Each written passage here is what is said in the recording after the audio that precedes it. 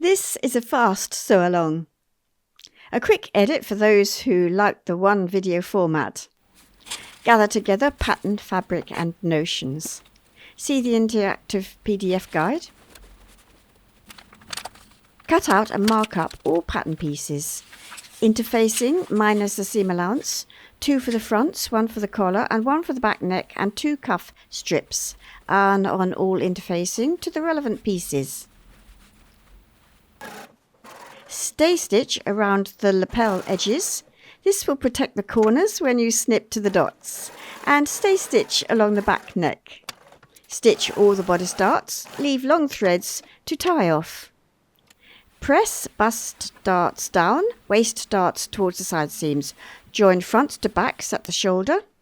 Pin, machine, trim and neaten. Press seams towards the back. Then double top stitch.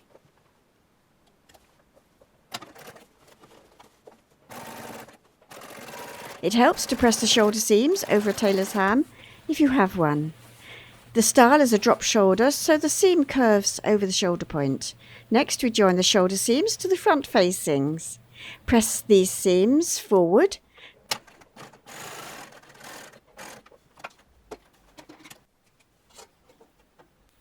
The collar is next. Join from outer dot to outer dot. Pin and machine.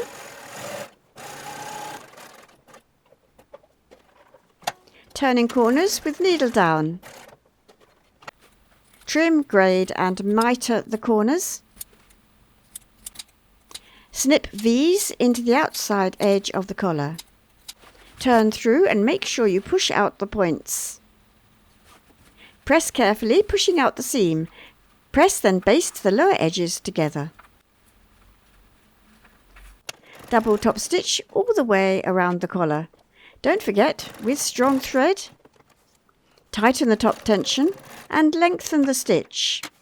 See my video all about top stitching and choosing threads.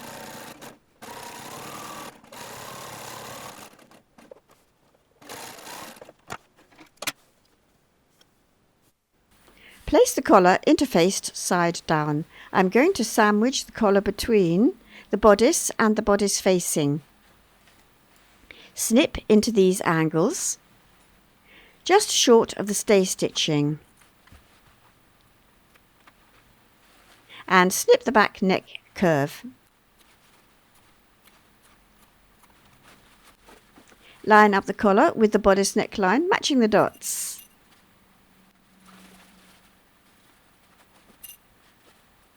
Match notches to shoulder seams.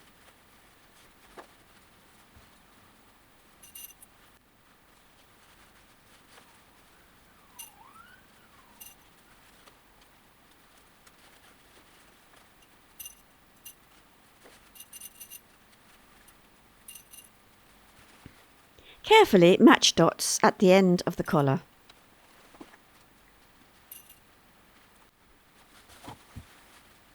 Now baste. Or you could go straight to pinning on the facing from the other side and then baste through all layers. Remove the pins.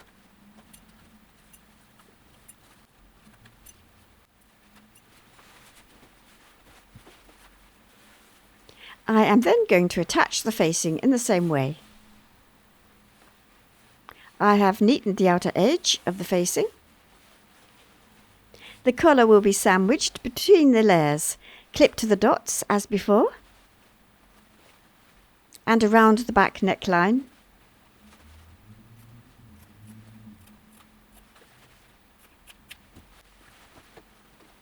And match as before.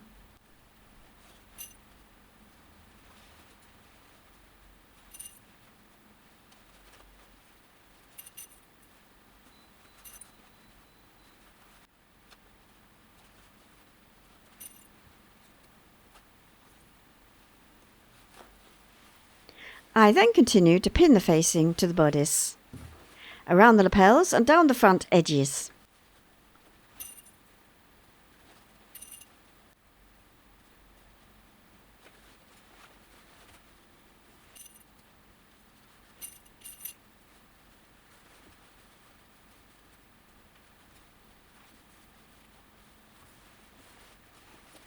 And the other side.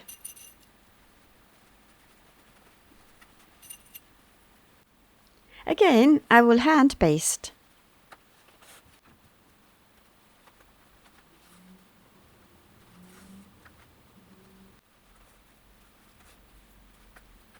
And then remove all the pins for machining.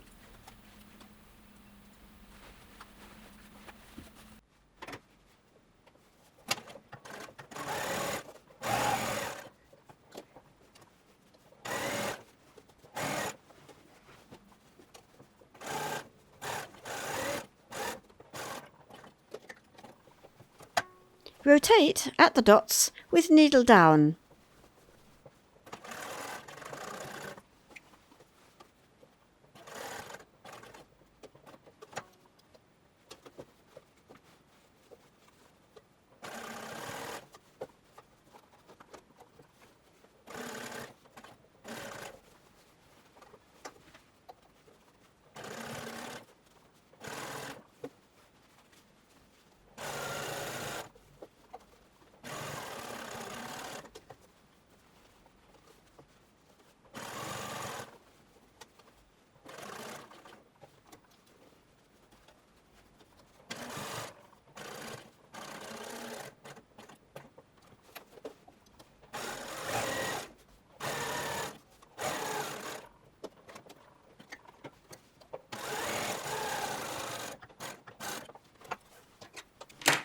If you feel you have gone off track, it's best to unpick a little section and re-stitch.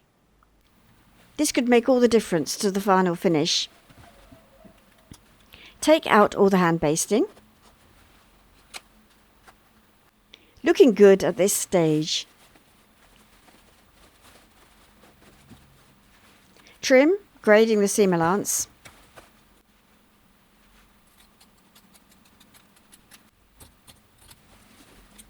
Mitre the lapel corner.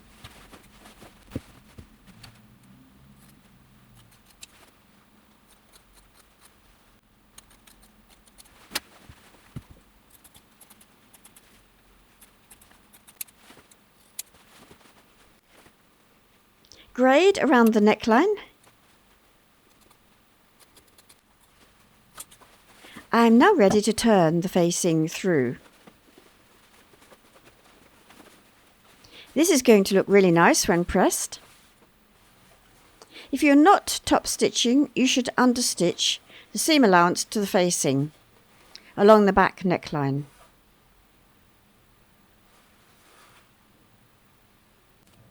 Pressing over a tailor's ham is a good idea. I'm now going to top stitch around the revers and down the fronts. Mark the break point. I will be stitching all the way around. I also need to secure the outside edge of the facing. I will pin and baste the edge in place. Notice the interfacing is showing here. I should have trimmed a little away before ironing on. I'll sort it out shortly. Make sure these areas are lying flat before you pin.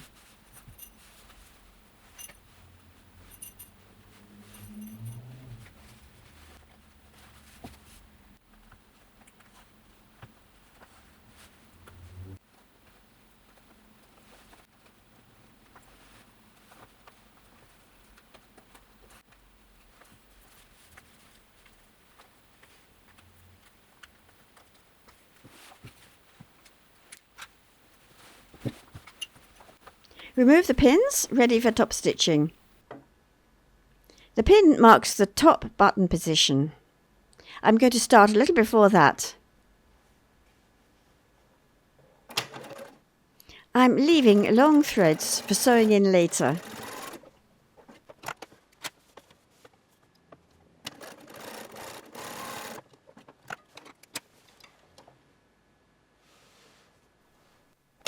Stitch the other front to just past the marker pin.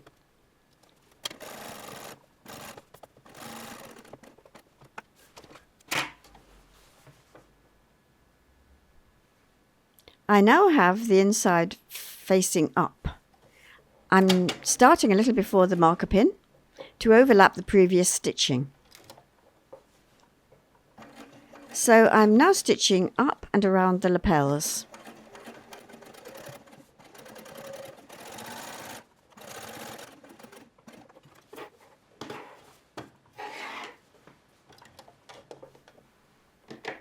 I'll use my stitch compensating tool to get me around the corner. It keeps the foot level.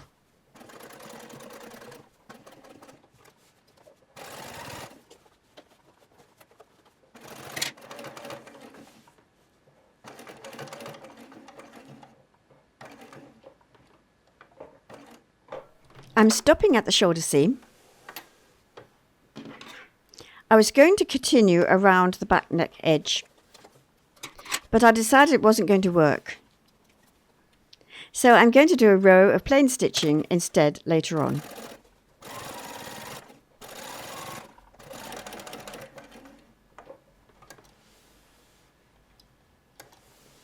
One more stitch required here.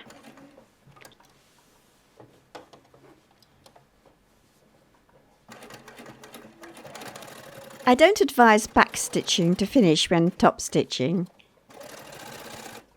But if your machine copes with it and you are looking for shortcuts, give it a try. I'll be sewing these threads in.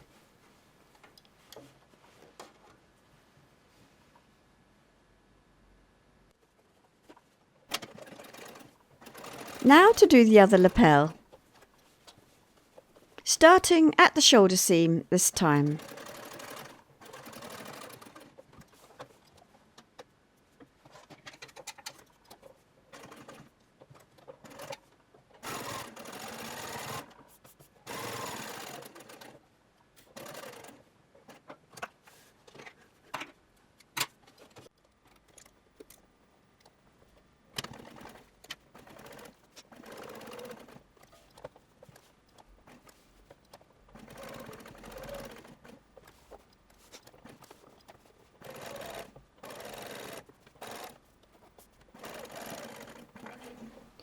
I now have a lot of ends to sew in. Worth it though.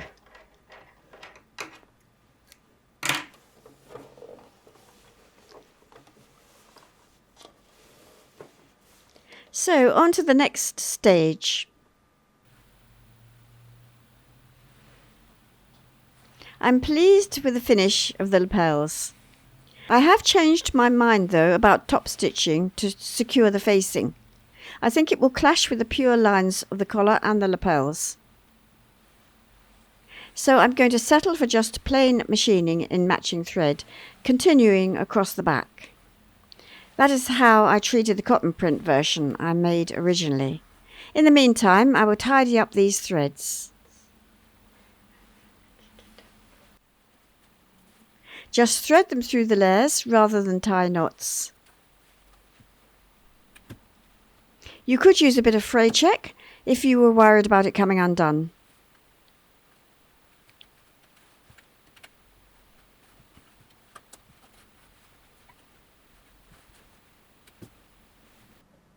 I'm stitching the outer edge of the facing to the bodice.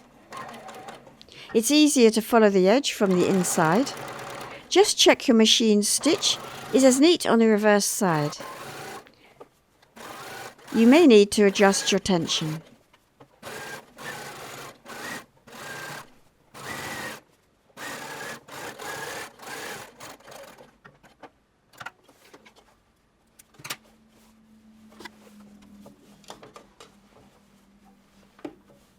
The machining is practically invisible.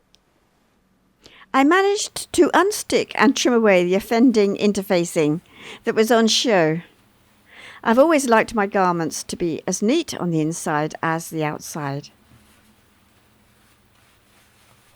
Next, I will sew the buttonholes and sew on the buttons.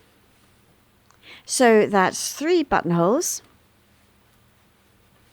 The fronts will overlap by 1 1/4 inches, 3.2 centimetres. I will button up before sewing on the skirt. Mark buttonhole positions according to the pattern, and I always test on spare fabric. Just marking the end point works for me.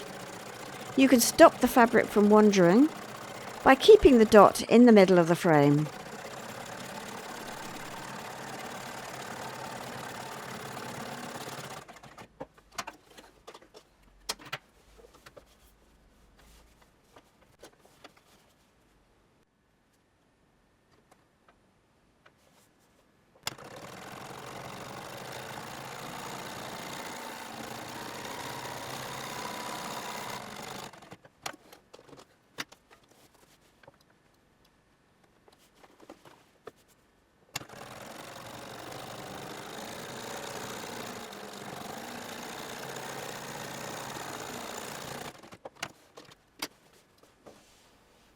I am more than happy with those. Carefully cut the buttonholes.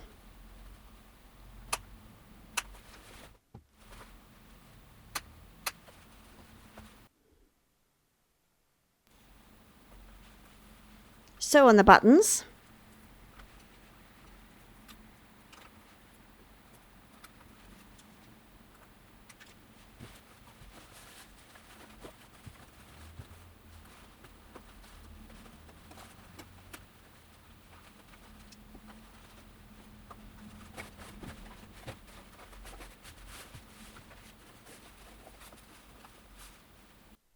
I will now join the right side seam only. The left side seam is open for the zip. Match the notches.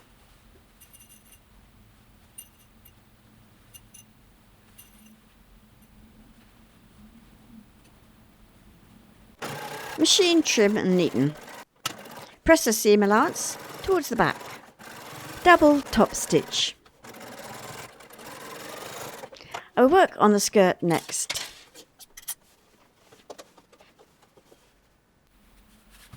Match the pocket facing to the skirt, matching notches. I'll machine on the stay tape as I stitch the pocket opening seam. The seam is slightly curved, so make sure you follow it.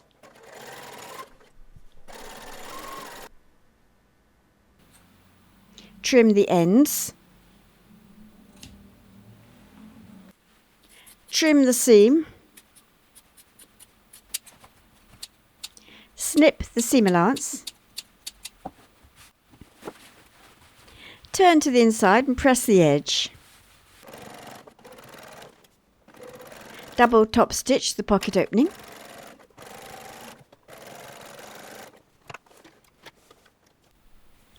Those edges are looking good. I will now add the under pocket pieces. Match the edges and notches and pin in place. I will be machining around the edges and then trimming and neatening.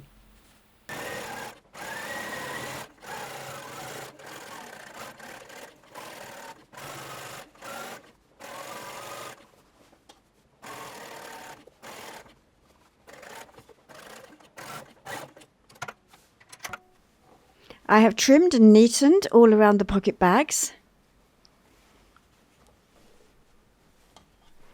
I am machining across at the waistline within the seam allowance to hold the pocket in place.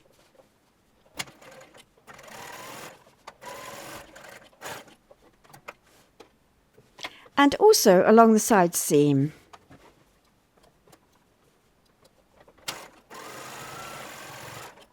The skirt is next. Make the pleats, match the dots, folding towards the side seams, pin and machine baste. Also join the fronts together, pin and machine within the seam allowance. Adjust the pleat width if you need to. Run gathering stitches across the back waistline. So here I am securing those pleats in position. If you haven't got a basting stitch on your machine, just set it to the longest stitch.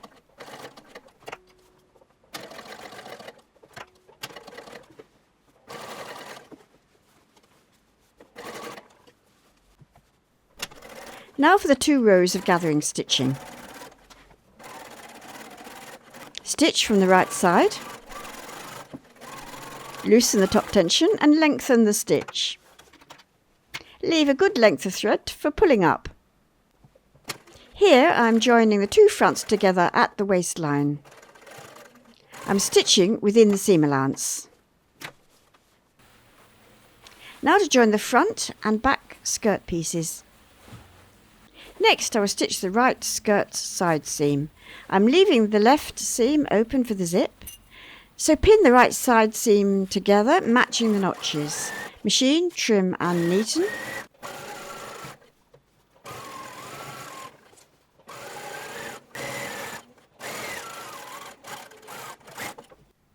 Press the neaten seam towards the back.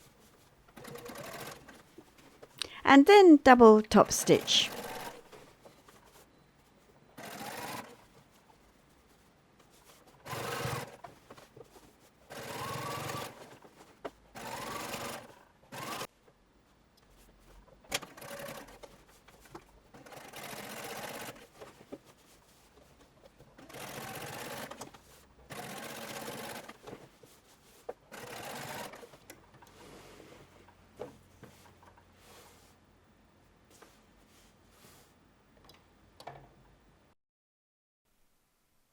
The jeans look design is coming along nicely. These pockets work well with top stitching. You may like to try top stitching down the pleats as a design feature, just for an inch or so. Next I will join the bodice to the skirt. I will be matching the fronts, so that's side seams and centres, and I will continue across the back matching the notches. Turn over and do the pinning from the skirt side.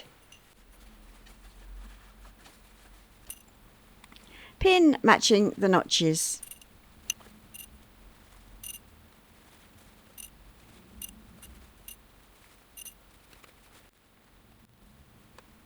Then pull up the gathering threads. Secure the gathering threads by winding around a pin. Check the distribution of gathers.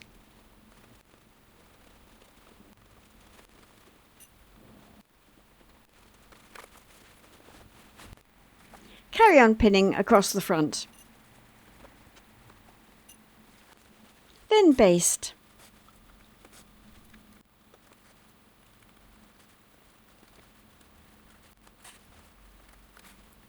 Remove the pins.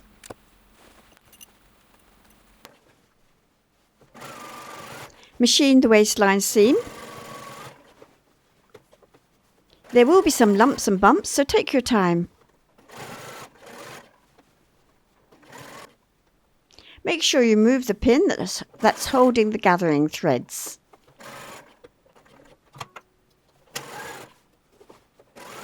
I'll now remove all the basting, trim and neaten the seam allowance. I have trimmed and neatened and pressed the seam up.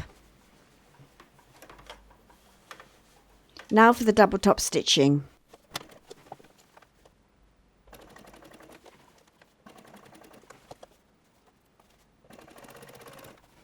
Pull the two sections apart as you stitch.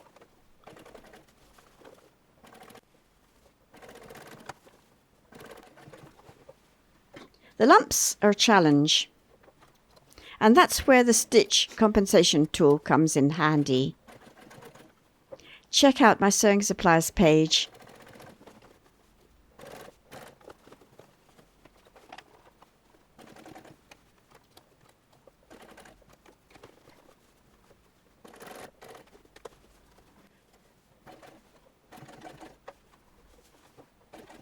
There are quite a few layers here to cope with. The trick is to keep the foot level.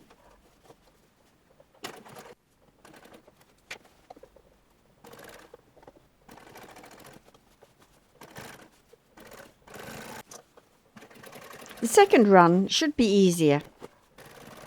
Do your best to keep the stitches parallel, but I assure you it won't show if you're a little bit off track.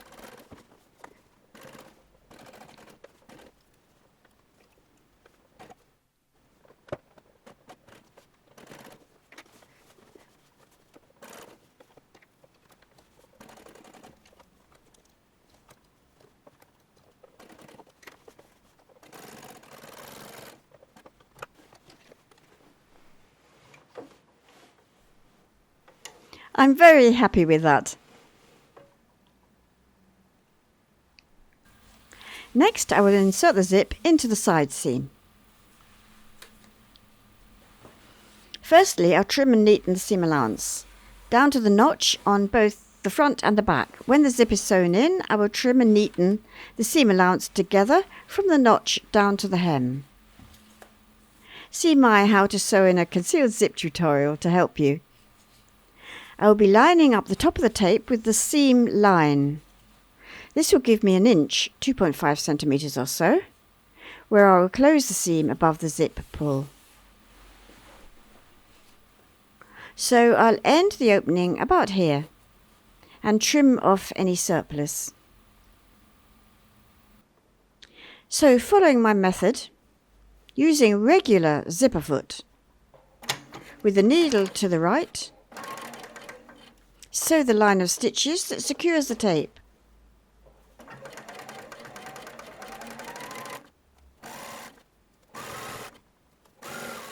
Keep the tape lined up with the trimmed seam allowance edge.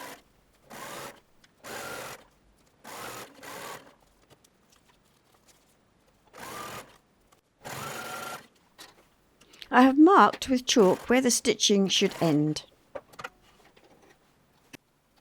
I have moved the needle across to the left.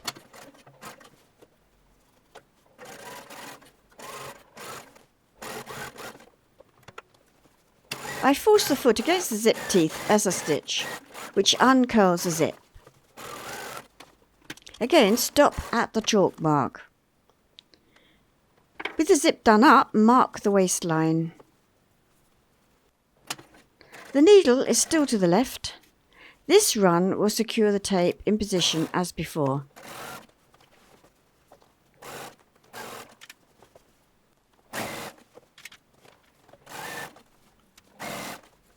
Again, stop at the chalk mark. Then needle to the right as before, stitching up against the teeth.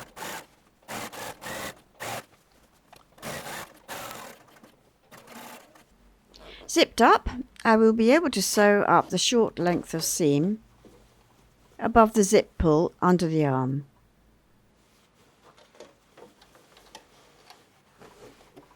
The opening will be invisible once it is pressed, and the waist is perfectly lined up. I'm using the zipper foot to sew this short length of seam above the zip.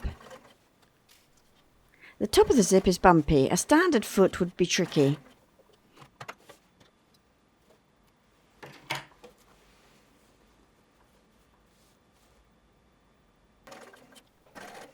The same with sewing below the zip. Once I'm clear of the bumps, I change to the regular foot and complete the seam to the hem.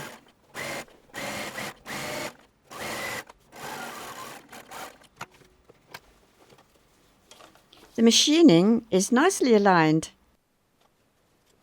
The zip opening ends here. I have neatened the seam allowance from below the zip to the hem and pressed the seam open. I have trimmed the surplus length from the zip. I'm going to secure these ends. I'll turn the garment around to do the other side.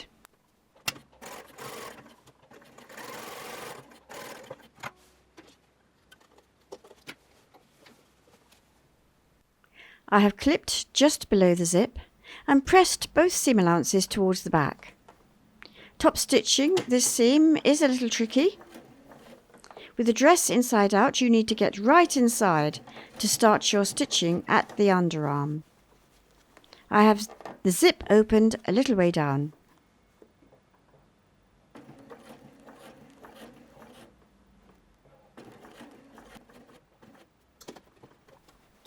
When I reach it, with the needle down, I slide the zip pull back up and then continue to the end.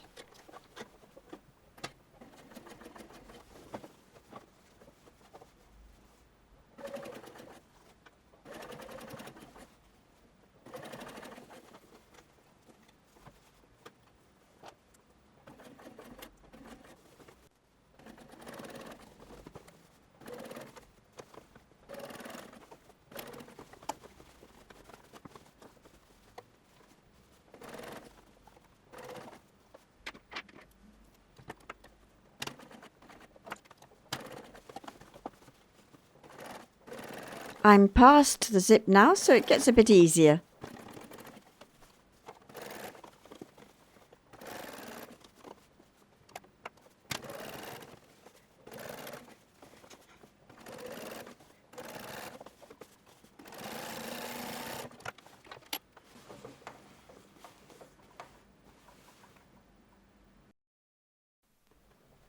Good so far. The second run is a lot easier. So again, I have the zip open part of the way, and I slide the zip pull out of the way when I come to it.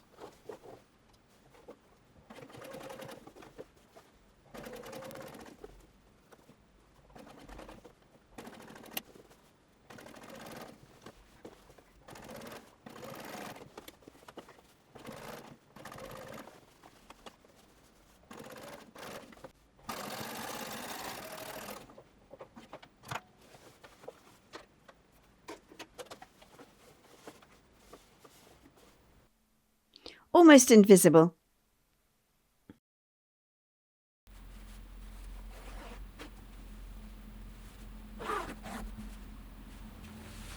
I'm ready to add the sleeves. I marked the cuff V shape from the pattern. I folded the hem back on itself to stitch the shape. One stitch across at the point. Cut out the V shape and snip into the point just short of the stitching. Then turn through. The hems are now pressed. When finished, it will be turned back. Next, I will stitch the sleeve seam, matching the notches. I will trim and neaten the seam allowances and pressed towards the back. I have neatened the raw edge. I will be top stitching from this side, which will be on show when the cuff is turned back.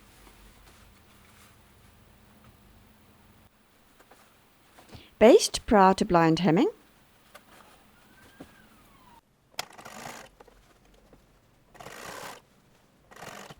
Hem using the blind hem stitch on your machine if you have it. Otherwise you can hem by hand.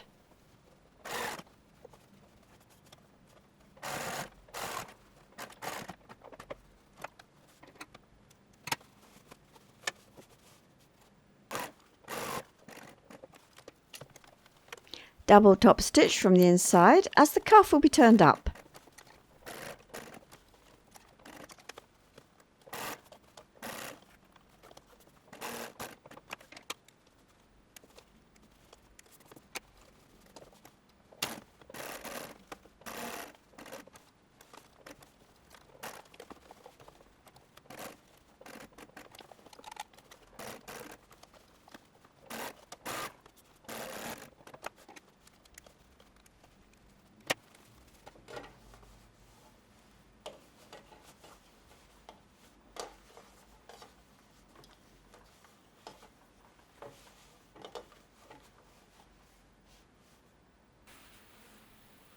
I am very pleased with this style of cuff.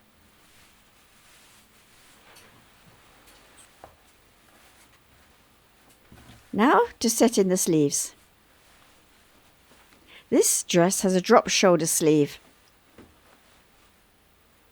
The crown is low, therefore there is almost no easing.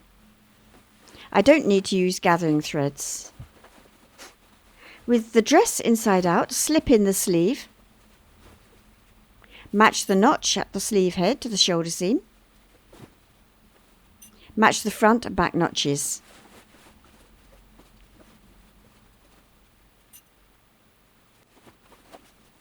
Carefully ease the crown into the armhole and pin all around.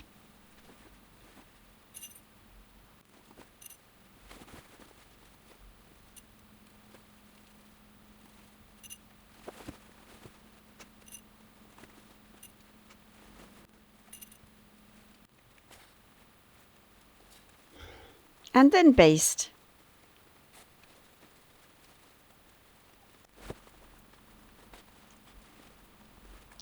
And I'm ready for machining.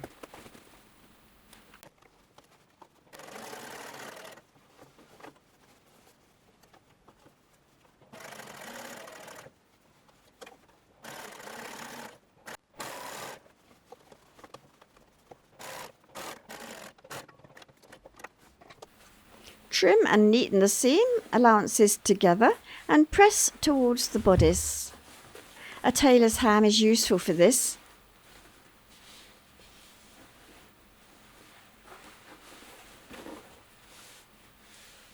Getting this seam smooth will help with the top stitching. Snipping into the seam allowance around the underarm will also make it easier.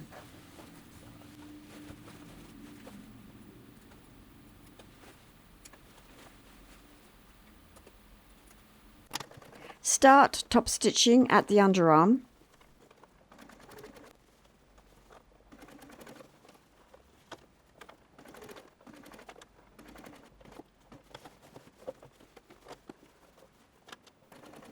Spread the seam apart as you go.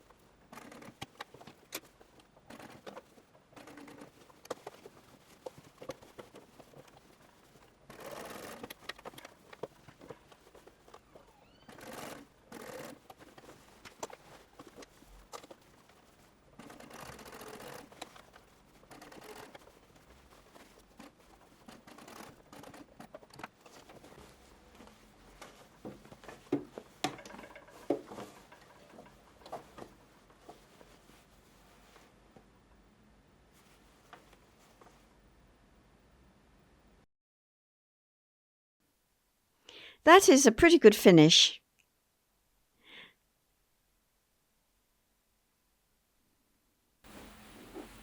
Now for the hem. Try on the dress and check the hem is level with the floor. Then trim and neaten the raw edge. Fold up and measure the hem. In this case, the hem depth is 1.5 inches, 4 centimeters. Pin at regular intervals.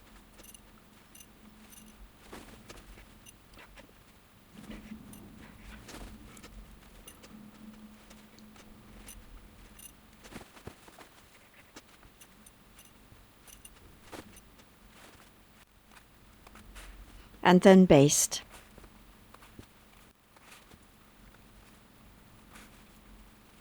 Remove all the pins. Machine using the blind hem stitch.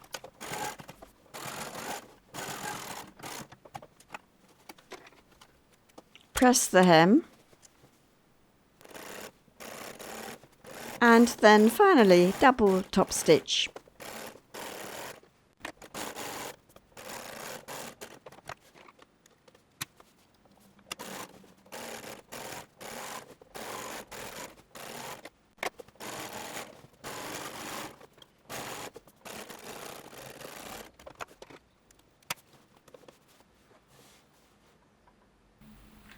The dress is finished.